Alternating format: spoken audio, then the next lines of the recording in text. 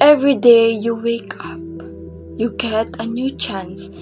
Not a perfect one, not a guaranteed one, but a chance to start again, to do better, to say what you didn't, to leave what hurt you. Every sunrise is just light.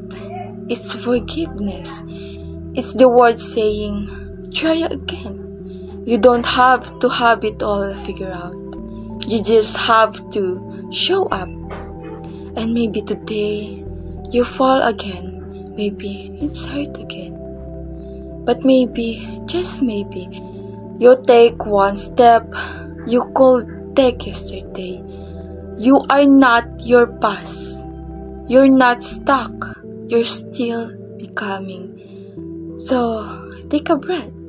Look around. Feel the wind. Lift a little. Maybe today, right now, is a new page. And it's yours to write.